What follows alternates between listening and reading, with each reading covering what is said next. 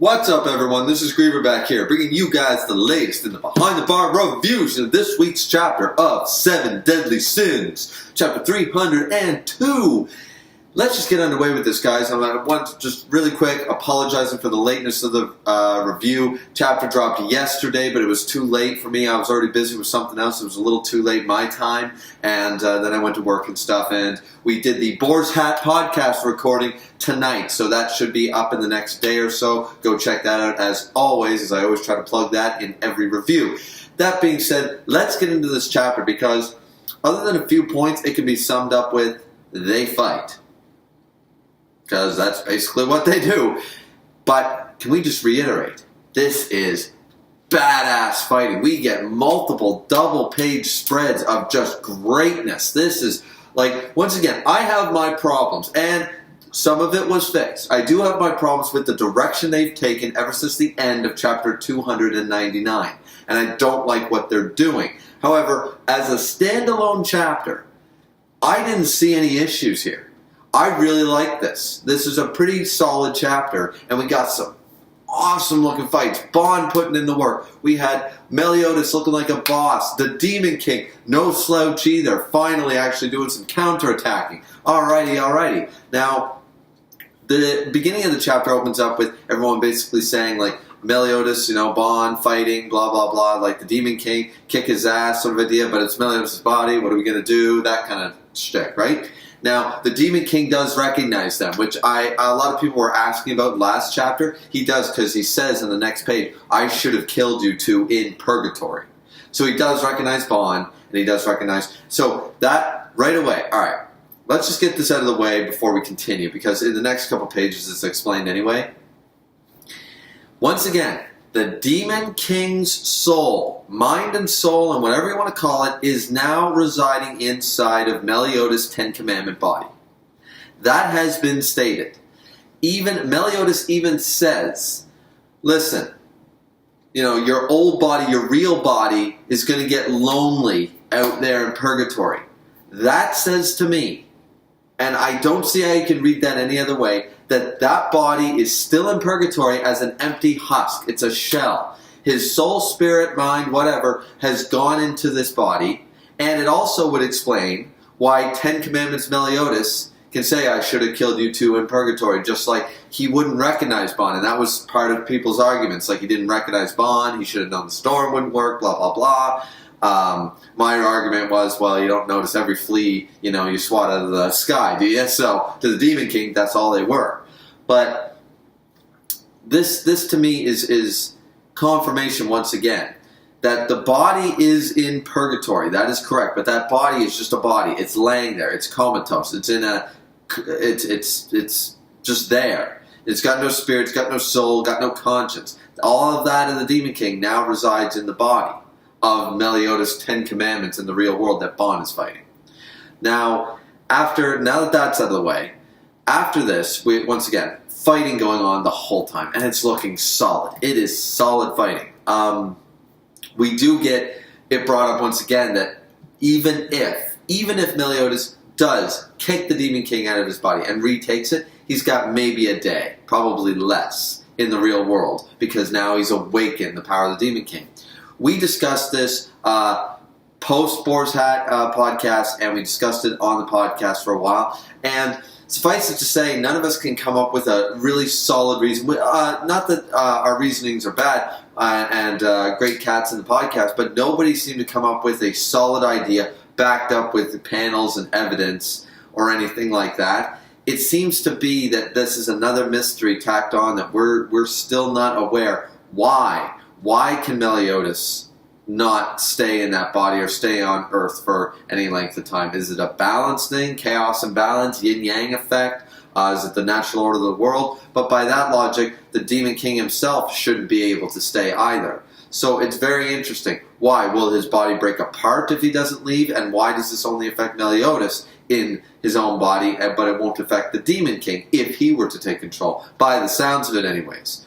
So it's very interesting. I don't really have a good answer.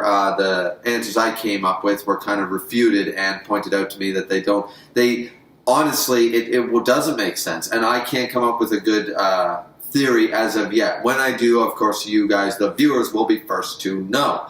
Now, they go on, they fight. It's awesome. But here's what happens.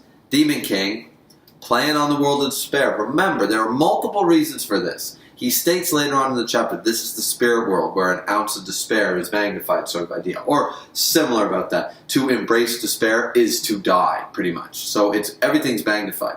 Also remembering that this is the full 100% emotions of Meliodas.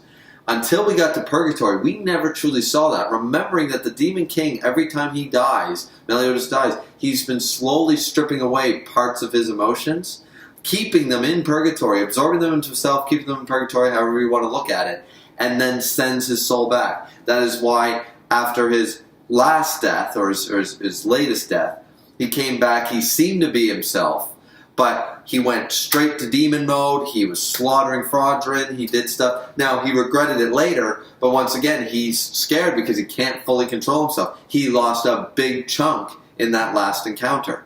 Now this Meliodas is full emotions 100%. Remember, this is spirit-only form. His mental fortitude is probably right, like it's at the forefront. Everything's at the forefront. His emotions, his feelings, everything is right there, sitting there. Might as well draw a sign on his chest saying, here I am, because he doesn't have any of that to kind of defend himself necessarily against it.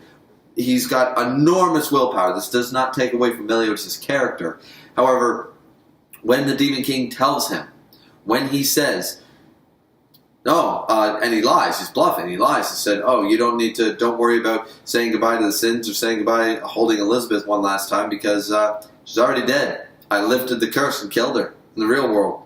Now, this is brought up, and the Demon King says that he can see, because he is, remember, controlling and paying attention to the battle with Bond. He sees what's going on. So he's in control of both the real world body and this spirit form body.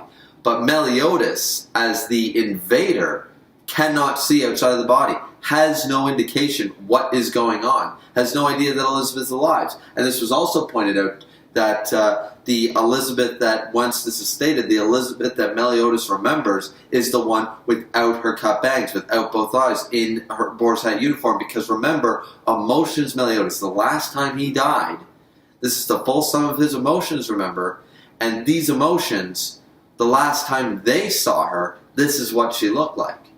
So it's it's easily pointed out to everyone that this is got to be the case. And now, in this spirit realm, and where he's in his full emotional form, just that little bit of doubt, that little bit, it sparks, it's just a little spark from a lighter, but it creates almost a forest fire in this realm. And I'm like, okay, all right, I like this. I like this. It makes sense.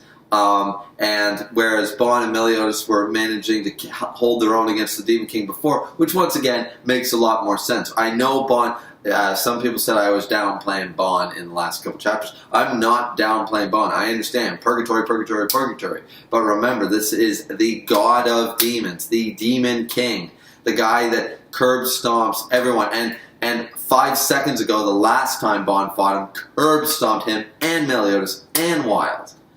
So for him to come out and do this just was far-fetched. It was too much of the power jump. But with the addition of him, his focus being cut and all this stuff and getting used to the newer body and all that stuff, there's multiple factors as to why Bond can do this. And once again, Bond being one of my favorite characters, it's badass to see him putting in that work. So suffice it to say, the words do get. Elizabeth is dead, he's lying, blah, blah, blah, but it doesn't matter. There's that doubt in his mind, and it spreads like wildfire in him. And this leads him to say, like, yeah, this is what happens. Now he strikes him with this awesome look, and it seems like he attacked him from all sides, angles sort of idea, and Meliodas is down. He's not down and out, but he's down. He's on the floor, and now despair has kind of reared its ugly head. During this exchange, after Bond slams that Demon King into the ground, looking like an earthquake only that the Dragon Ball Z force could cause in the earth, after doing that stuff, it looks awesome.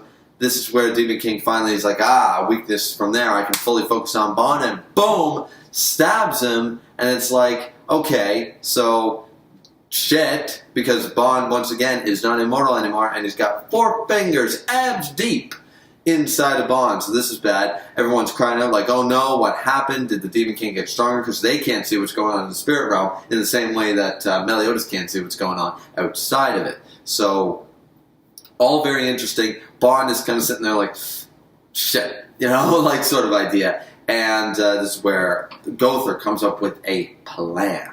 And this plan is, well, he's kind of done it before with, what's it called? There's Rewrite Light, and there's Searchlight, and there's, I believe it's called Searchlight, is the one where he actually, like what he did with Mail, and like Nightmare Teller, I believe it's called, is what he did to Dreyfus, actually. But he's been able to put himself on the psychic level, on the psychosis plane, or your mental state, your spirit. The Demon King refers to this as the spirit realm, and we've seen Mail in there before. In a sense, Gowther's able to enter that realm. That's part of his invasion magical ability. So this is sticking true to his ability. But this time, Gowther has seemingly taken everybody that's there. The Sins are all there, with the exception of Bond. The Sins are all there, plus Elizabeth. They're there. They're like, hey, don't give up, sort of Meliodas. And that's the final spread. Now, here's the thing. Like that once again, I'm okay with. So he's managed to pull this stunt on the Demon King while he's so focused. That makes sense, because Wheelchair Gowther managed to pull the wool over the Demon King's eyes for a very long time, and everybody else. So makes sense that Doll Gowther could figure out something quick, boom, boom, and now they're there. They seem to be physically there as well. Will they be able to assist? Is this the form where they will die if they are killed, sort of idea? There's so many possibilities. Will they be ethereal? Will they only stay in there for a limited time, similar to what happened with Mail, where Gowther was forced out pretty much. He had very limited time there to convince Mail. There's so many possibilities to go with this. I like it. It makes sense. And now a lot of people are calling it, the friendship power-up, but it's kind of like, this makes sense. Remember that this is the despair. This is making sense. It's not a friendship power-up for the sake of it. It makes total sense that, okay, he's in this situation, Gowther can do this, why wouldn't they go there and basically give him some moral support? And if they put in the work, then it's not just a friendship power-up, it's we're here to help. And there's nothing wrong with that. Remember, they are the 7 deadly sins. They are a team. And teammates also pick each other up when they fall. I'm not upset. It's not fairy tale-esque to me at all. I don't have any issues with it.